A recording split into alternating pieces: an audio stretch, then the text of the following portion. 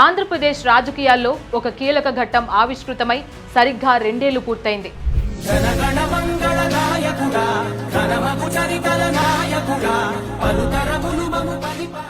ప్రజా సంక్షేమం, అభివృద్ధిని లక్ష్యంగా చేసుకుని ఎన్డీఏ కూటమి ప్రభుత్వం కొలువుదీరి నేటికి 2 వసంతాలు నిండాయి. జూన్ 12, 2024న ముఖ్యమంత్రిగా నారా చంద్రబాబు నాయుడు ప్రమాణ స్వీకారం చేశారు. నారా చంద్రబాబు నాయుడు అనే నేను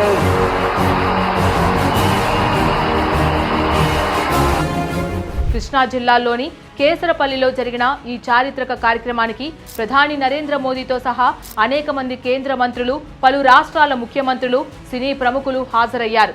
చంద్రబాబు 4వ ముఖ్యమంత్రి పగ్గాలు చేపట్టడం అనేది ఒక అరుదైన రికార్డు. ఈ 2 ఏళ్ల పాలనలో కూటమి ప్రభుత్వం అభివృద్ధి, సంక్షేమం అనే 2 కీలక రంగాల్లో సాధించిన ప్రగతి, ఎదుర్కొన్న సవాళ్లు, భవిష్యత్తు ప్రణాళికలు ఇప్పుడు రాష్ట్ర వ్యాప్తంగా చర్చనీయాంశంగా మారాయి. ఒకవైపు ఆర్థిక సవాళ్లను అధిగమిస్తూనే మరోవైపు ప్రజలకు ఇచ్చిన హామీలను నెరవేర్చేందుకు ప్రభుత్వం అవిశ్రాంతంగా కృషి చేస్తోంది. ముఖ్యంగా సూపర్ 6 పథకాలు ప్రజల్లోకి బలంగా వెళ్లాయని అధికార వర్గాలు చెబుతున్నాయి. ఈ 2 ఏళ్ల కాలంలో రాష్ట్రం అన్ని రంగాల్లోనూ గణనీయమైన వృద్ధిని సాధించింది. మరి ఈ 2 ఏళ్లలో చంద్రబాబు నాయుడు ప్రభుత్వం ఏ లక్ష్యాలతో పనిచేసింది, ఎలాంటి మైలురాళ్లను సాధించింది, ప్రజల జీవితాల్లో ఎలాంటి మార్పులు తీసుకొచ్చింది, ఇవన్నీ ఇప్పుడు వివరంగా పరిశీలిద్దాం.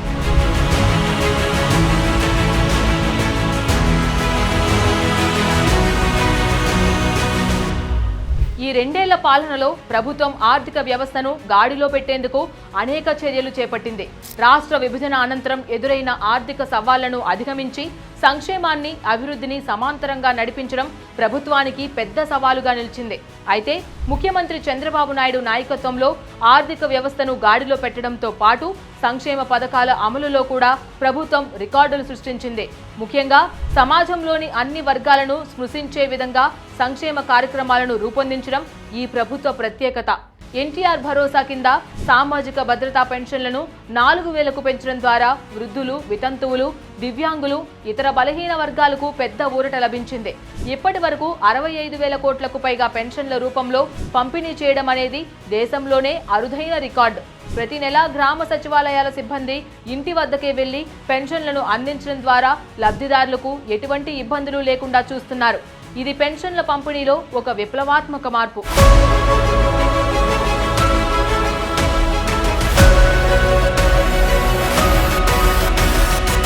ఆంధ్రప్రదేశ్లో కూటమి ప్రభుత్వం కేవలం సంక్షేమానికే పరిమితం కాలేదు.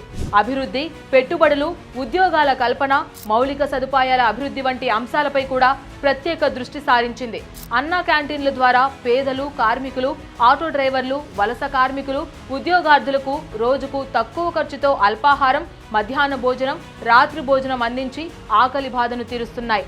రాష్ట్ర వ్యాప్తంగా 269 క్యాంటీన్ల ద్వారా కోట్లాది భోజనాలు అందించడం జరుగుతుంది. ఇది వేలాది కుటుంబాలపై ఆర్థిక భారాన్ని తగ్గించింది. నా జీవితంలో ఒక మంచి రోజుగా నేను భావిస్తున్నా. ఎందుకంటే పేదవాళ్లకు తిండి పెట్టే రోజు.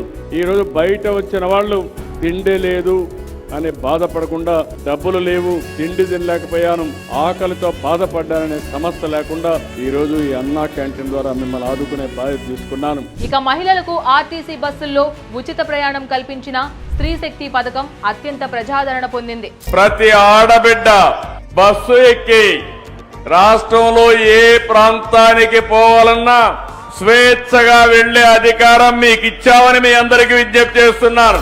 ఉద్యోగినులు, విద్యార్థినులు, స్వయం సహాయక సంఘాల మహిళలు పెద్ద ఎత్తున ఈ పథకాన్ని వినియోగించుకుంటున్నారు. ఇప్పటి వరకు 71 కోట్లకు పైగా ప్రయాణాలు నమోదవడం ఈ పథకం విజయానికి నిదర్శనం. ఇది మహిళల పొదుపు సామర్థ్యాన్ని కూడా పెంచింది.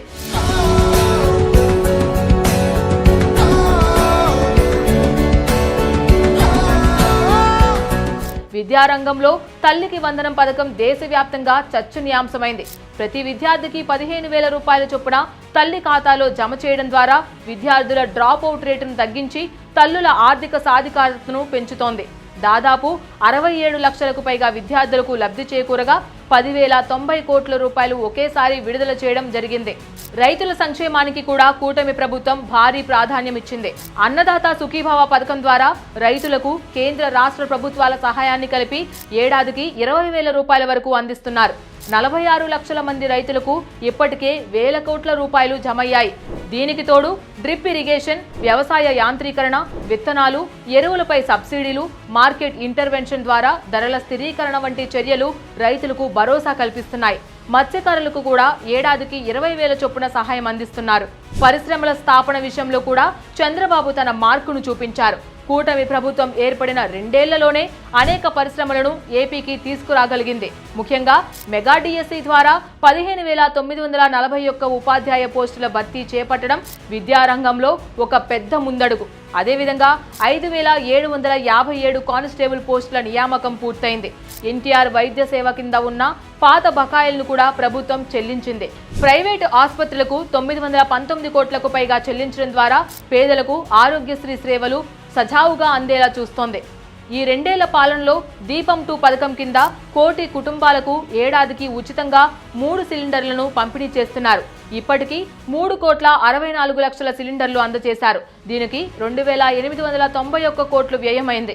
గీత కార్మికులకు 10% మద్యం షాపుల కేటాయింపు, స్వర్ణకారులకు ప్రత్యేక కార్పొరేషన్ ఏర్పాటు చేశారు.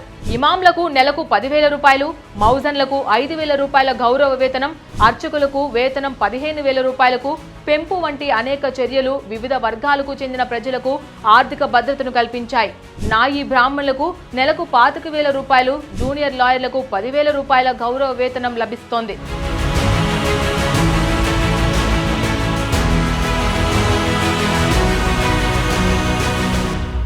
ఈ 2 ఏళ్ల పాలనలో కూటమి ప్రభుత్వం ప్రజల నమ్మకాన్ని నిలబెట్టుకుంటూ అభివృద్ధి సంక్షేమాన్ని సమన్వయంతో ముందుకు తీసుకువెళ్తోంది. ప్రజల ఆశీస్సులతో రాష్ట్రం మరింత ప్రగతిని సాధిస్తుందని ముఖ్యమంత్రి చంద్రబాబు నాయుడు ధీమా వ్యక్తం చేశారు. ఎన్డీఏ కూటమి ప్రభుత్వ 2 ఏళ్ల పాలనలో రాష్ట్రం ప్రగతి పథంలో దూసుకుపోతోందని స్పష్టంగా కనిపిస్తుంది. ఇది ప్రజలందరికీ మంచి భవిష్యత్తును అందిస్తుందని ఆశిద్దాం.